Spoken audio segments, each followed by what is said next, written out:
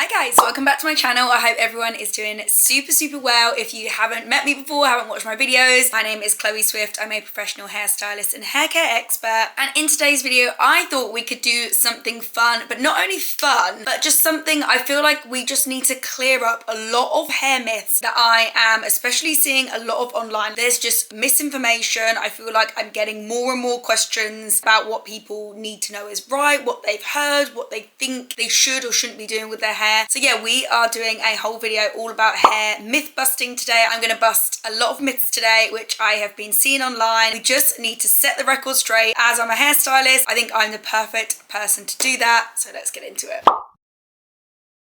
So number one, you can fix split ends with a treatment. To be honest, I think a lot of brands have quite a bit of responsibility here by making people believe this. So essentially, if you do have split ends, the only way you can get rid of split ends is by cutting them off. If you have a split end down here and you leave it, it will literally continue to keep splitting and splitting further up the hair. If you pick off your split ends, that again is just going to still leave it with that broken end and it will still continue to break and split off further up the hair. So you literally just need those sharp scissors, go to your salon, get your hairstylist to not only, I guess, just trim the ends and trim the lengths, but ideally if they can really kind of dust anywhere where they can see the split ends and take the split ends off, you need that kind of really sharp pair of scissors which gives the hair that blunt finish and actually just removes that split end and the bit of breakage completely. Now, where a lot of brands have started to kind of claim with these repairing and bonding treatments, yes, they work really well, but you will never be able to permanently fix a split end. What they actually do and how they work, a lot of these bonding treatments, imagine you've got a split end like that. Instead of continuing to fray and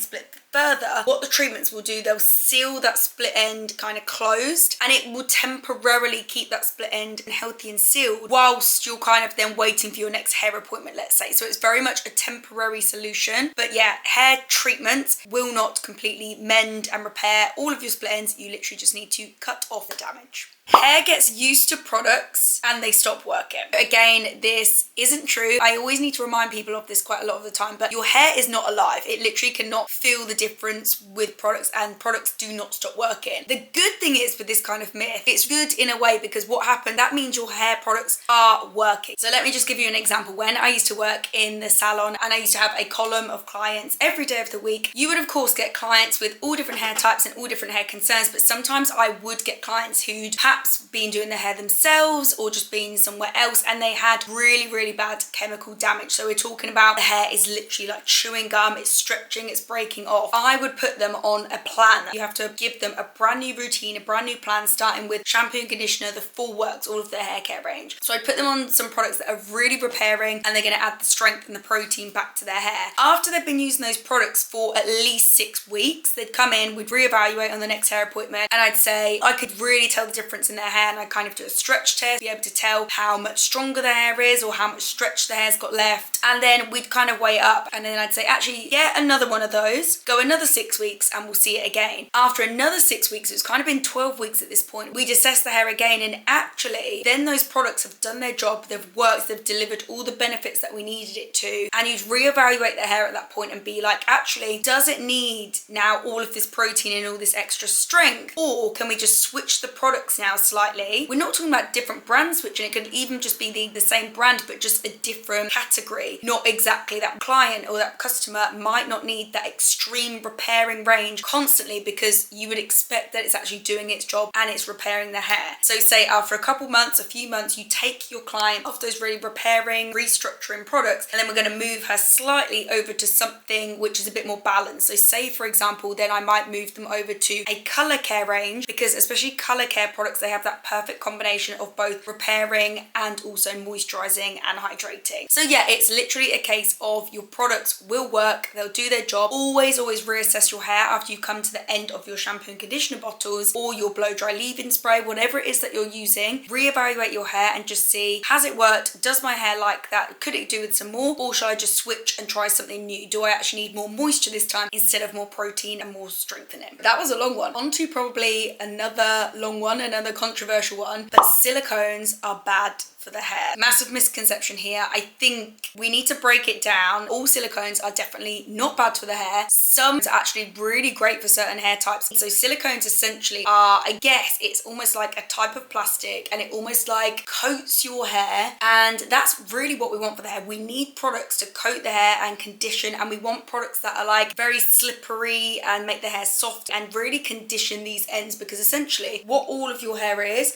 dead keratin. There's no way your hair is not like skin. It can't repair itself, it can't restructure itself. So we need to always be looking after our hair with like as much conditioning products. Really lather it up with silky soft conditioning. Now what's happened with silicones in hair products, you can actually get different types of silicones, which is what I think a lot of people don't realize. So the types of silicones that exist or can exist in hair products, you have non-water soluble silicones, you have water soluble silicones, and then you have evaporating silicones. Now probably the number one silicone you're actually going to find in hair products are the non-water soluble. So this means water cannot penetrate through, which is good in a sense. I don't want to get too deep here and I don't want to like overload you with information, but almost, yeah, water technically isn't the best for the hair. You literally want these conditioning products to envelop the hair, and you don't want really any water to be able to get inside, because that's what then causes frizz, like humidity. It's good for some hair types and hair concerns. However, where a lot of people maybe are then getting kind of adverse effects with these non-water soluble silicones, the problem is they build up in the hair. So especially for fine hair types, for already quite weakened and fragile hair types, because the water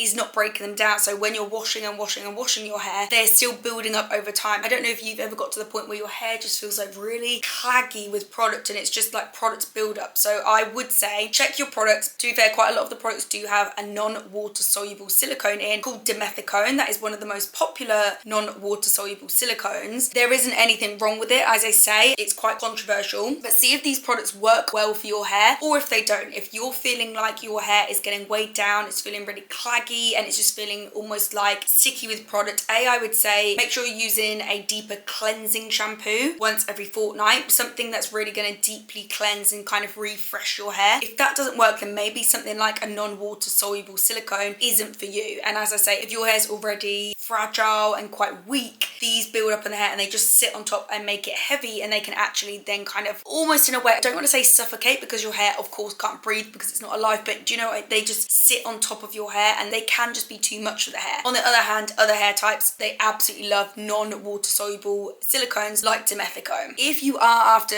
silicones in your product which are water soluble, so this means when you wash your hair, then the water can then break them down, they're removed from the hair, then when you're looking on the back of the packaging, you want to look for silicones, anything that says PEG or PPG, and you can actually get a PEG8 dimethicone. So this is dimethicone, but it is water soluble. So I hope I've broken that down in a way that's not massively information overload for you guys. But yeah, just please don't forget, you can get different types of silicones. Find which one works for you, find which one your hair is best suited to. But actually quite a lot of hair types do really like silicones because it envelops the hair and protects it from just everything else. You can train your hair less washing to control the oil and grease. I have seen this so much all over socials lately, and this is so untrue. You literally cannot train your scalp to produce less sebum. So when you do get a really oily or greasy scalp, basically that is the sebum, and sebum is the scalp's oils. It's secreting from the scalp. So that's something that's done completely internally. You are unable to control how much sebum your scalp wants to secrete. So if you're the type of person, and you've got the type of hair that seems to abnormally get really oily and greasy, you will have an imbalance in your scalp, and it just means that your scalp is producing a lot more sebum than say perhaps the average person. If that is the case, the one thing I would absolutely recommend that you do, change your shampoo. So you want to actually be getting a shampoo that is going to help solve this concern. I'm going to link a couple down below in the description box, but for example, I really love the Kerastase Bandivolon that actually really controls the sebum in the scalp and balances balances out your scalp, as well as I really love the Vichy Durkos oil control range, and that one's more affordable. You can just buy that in like a Boots. I think they're great, and if you do just have a scalp imbalance, your scalp is producing a lot more sebum, please just get a shampoo which is actually going to tackle that concern. Nothing else is going to tackle that concern apart from a proper, more kind of dermalogical shampoo, especially if your scalp is secreting a lot of sebum and it does get oily. You actually really want to make sure you're frequently washing it. If you're really delaying your washes and thinking, oh, I can train my scalp to just get less oily, this is only going to bring on even more scalp concerns. So if you're leaving that kind of layer of oil and grease on the scalp, you can just bring on even more scalp concerns like psoriasis. You can then bring on a dandruffy, flaky scalp. So regular hair washing is so key for everyone, all hair types, all scalp concerns, especially those with greasy, oily scalps. But I would just say make sure you've got the right shampoo for you, which is actually going to address your scalp imbalance.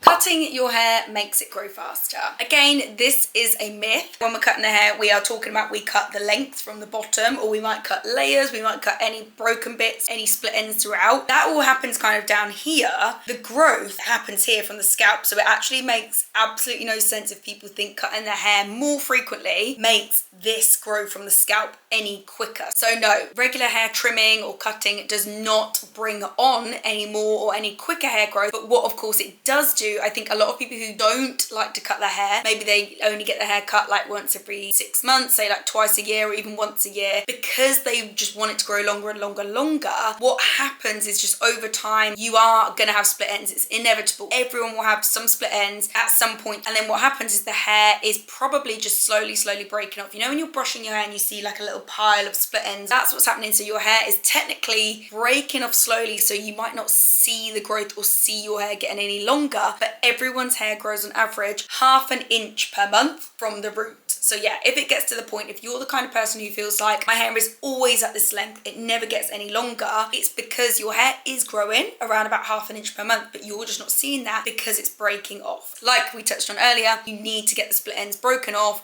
to keep that end nice and healthy, and then you'll actually be able to physically see more growth because you've got nice healthy ends that aren't breaking off. I really hope that makes sense. Brushing your hair 100 times a day makes it healthier and grow quicker. Again, this is a myth. This is one I've actually been asked about when I was doing a panel talk recently. So brushing your hair, yes, I think we all know it's good to brush our hair. I guess probably most of us brush our hair like once a day. Some people will carry around a brush with them and brush even more, especially if you've got very quite knotty, tangly hair type. But generally, I've just got a brush right here. I would say just make sure you're brushing and you're working on the ends first. Brush all the way, starting from the bottoms first, and then work up to the top. But actually, very frequent brushing isn't great for a lot of people, because then you're creating what we call kind of the environmental damage. So environmental damage is what you're doing, what you or the environment is then doing to your hair to create damage. So actually a lot of aggressive brushing, especially if there's no need, if you're not even detangling the hair, you're just really aggressively brushing through the hair, you're going to create breakage, you're going to create some split ends. And yeah, it just goes back to what I'm touching on earlier, just brushing down here, that isn't going to affect what is then growing up here and growing from the scalp. But if you do want to promote more hair growing through, then actually scalp massage is the best thing you can do. So I've just got a little silicone scalp massager here. I'll link one down below as well. This is the best thing you could buy and do every day if it's really hair growth that you're after. So this stimulates the blood flow, stimulates the scalp, and anything, if you're stimulating blood flow to the scalp, that is going to encourage new hair growing through. Definitely been proven, if you can manage to fit into your day just massaging your scalp anywhere from 2 to 5 minutes per day, that is going to hugely benefit your hair growth journey if you are wanting to see new hair growing through. And then what I will say, you'll definitely notice if you are really massaging your scalp and working on it every day, again, it's not something you're going to notice straight away down here. You're not going to have sudden inches down here. If you actually just pull your hair back, you'll notice you actually have these little shorter pieces of hair, because remember, your hair grows all the way throughout your scalp. That's what you're going to notice. You're actually going to see the new hair growth growing from the hair. It's not like you're going to notice like suddenly 5 inches longer down here. Just to recap on that one, brushing your hair doesn't make it any healthier, it doesn't make it grow any quicker, but definitely if you're looking to do that, we're talking about scalp massaging instead.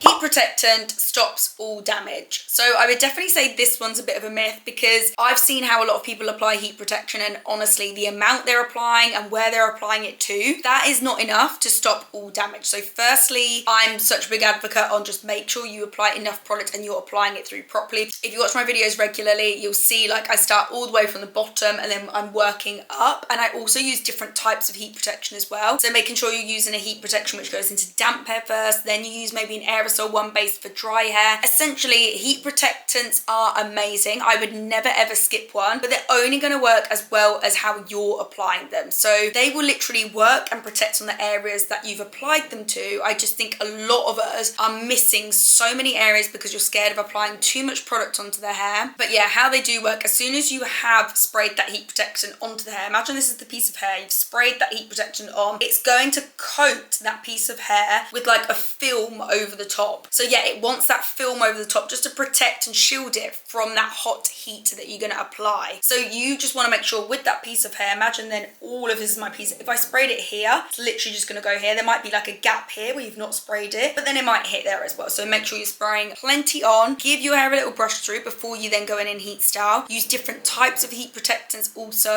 And then just the fact it stops all damage. Again, this is a myth because there's different types of hair damage you can get. So we're specifically, when we're protecting our hair from heat and using heat protectants, we're literally protecting against heat damage. That is so completely different to then chemical damage and then to environmental damage, what I touched on earlier. So chemical damage is anything that's created by using color products, bleach products, perming products, anything chemical. And then anything environmental is what either the environment or you're doing to the hair. So really harsh brushing, if you're sleeping on wet hair, if anything to do with your environment is just damaging your hair, maybe you work in a room which has just really got hot radiators. So yeah, heat protectants are not going to stop all of that damage, but they are absolutely amazing, and I'd recommend them to absolutely everyone if you are heat styling your hair, which pretty much everyone does. Blow dry brushes are best for the hair health. Now, you know me guys, if you watch my videos, I have got quite a few blow dry brushes. I think a lot of us are obsessed with the blow dry brush products on the market right now. People feel like they're better for their hair because perhaps they're not as hot. So let's say for example your straighteners or your curling wand or your curling tong, they are like 180, 190, some of them go up to like 200, 210. They're very hot products, whereas a blow dry tool or a blow dry product, you're working on lower temperatures of around, let's say like 150, 160. I'm talking about degrees Celsius here. So if you're comparing, I guess, a blow dry brush to a hot tool like a straightener, curling iron, it's a lower temperature, yes, but that doesn't necessarily mean that the blow dry brushes are better for the health of our hair, and that is because of the environmental damage that I was just talking about earlier. So when our hair's wet, and of course the hair is wet, the hair is damp, when we're using these blow dry brushes, the hair is super fragile and super stretchy. So what actually happens when your hair is super stretchy, it's wet, so it's cold, it's really vulnerable at this point. The last thing you want to do is be rough with your hair or be really pulling and stretching your hair in these different shapes. So that's why I would just always recommend with your blow dry brushes, be really gentle and really cautious on your hair. I think we might actually get to a point where we see quite a lot of people almost with more damage than what they had before using these blow dry brushes, only if they're super harsh and they're really pulling on the hair. So no, I'm absolutely not saying blow dry brushes are bad for the hair, and I'm absolutely not saying either straighteners and hot tools are bad for the hair either. They're just different temperatures. You're working with different kind of problem areas. If you're using the blow dry brush, if you're using a different hot tool, just be super aware of kind of, I guess, the negative effects it could have on your hair. I would say technically it's a myth that blow dry brushes are healthier for the hair. Also, I do apologize if you can literally hear my dog snoring in the background. She is fast asleep in the corner there. But I'm moving on to our very last hairstyling myth, which is natural air drying is better than blow drying. This is another one that I hear so much, and again I would say this one is a myth. So as I've touched on already, when the hair's super wet, it's filled with water, so it's almost like the weight of the extra water is really pulling down on the hair. The hair's super cold when it's wet, but actually this is a really interesting fact. Your hair is hydrophobic, meaning it actually doesn't really like water, and your hair doesn't like being filled with water or being left in a state where it's wet. So I would definitely advise the best thing you can do when you do wash your hair, try and leave it in kind of a microfiber hair turban for at least like 30 minutes. Try and let that soak up as much of that water. If you could really squeeze and blot out the water out of the hair as well, don't rub the hair with your towel, but really let that towel like squeeze and absorb as much of that excess water as you can. And then when you're ready, say like 30 minutes after washing, and hopefully you can just use this time to like do your makeup, do other bits to get ready. And then when you're ready to dry, I'd say my best tip is to only use your hair dryer on just the medium heat to begin with, rather than your hair's super cold when it's really wet. Don't then crank your dryer up all the way to the max heat, because that's just too much of like a temperature difference for your hair, and you can almost get your hair to kind of like shatter and break with that kind of extreme in temperature. So just warm it up on a medium heat to begin with, before then you kind of crank it up to full heat when you're already like 80% dry. Personally, I would usually always choose to heat style and to heat dry over air drying. And a really good analogy that I was always taught when I was training to be a hairstylist: imagine a balloon. So a balloon that's unfilled is just soggy and just kind of all limp and lifeless. That's your hair when it's been left to air dry with water. So it's just soggy, limp and lifeless. Imagine you filled it with air and it stretches. That's what happens when it's filled with all of that water. Your hair actually stretches, then it's left in that stretched state for longer than it wants to be, and it just slightly then decreases when that water's gone out. It's still left looking like a bit of a soggy, lifeless balloon. Whereas if we can just dry the hair in a really safe manner, so again, using your heat protection, using just warm temperatures, nothing that's really going to damage the hair, dry your hair, take out the excess moisture, and you're not leaving that hair in that swelled, stretched state, which it really doesn't like. Oh God, guys, I feel like I've been talking for so long in this video, but I think we've managed to cover in that one 9 different hair myths. So I really hope you guys enjoyed this video. I really liked bringing this to you, and yeah, just debunking some of these myths that I've seen loads of on social media lately, and just seen loads of you maybe believing in as well. And I just wanted to reiterate, there is so much misinformation online, particularly when it comes to hairstyling at the moment. I mean, I don't want to go too deep on this issue, but personally I think it's because actually quite a lot of stylists or professionals, maybe they've been fed different or wrong information. And yeah, I just think upskilling is the best thing you can do. I've been a hairstylist for 15 years and I'm still upskilling myself now. I think even now there's so much that dermatologists and trichologists are learning, and I am loving going to events and talking to dermatologists, trichologists, and all of the things that actually they know and they've learned about the scalp and about hair care that actually perhaps a hairstylist, a hair professional hasn't learned. I love how kind of the careers are coming together now. You actually now find some hairstylists who are also trichologists. I just always am upskilling to make sure I'm giving you guys the most relevant and up-to-date information. But please also, guys, let me know if some of this information goes way too over your head, and please let me know if I debunked these myths in a way that was easy to understand, or if I need to break things down further. Let me know below in the comments if there's any other hair myths that you would like to debunk, or things that you've heard and you're unsure if they are true. And as per usual, if you like this video, if you learn anything new, I'd really appreciate it if you could give it a thumbs up and subscribe, because I post videos like this every single week. And if you do subscribe, I'll be seeing you next week for another one of my hair videos. Bye guys.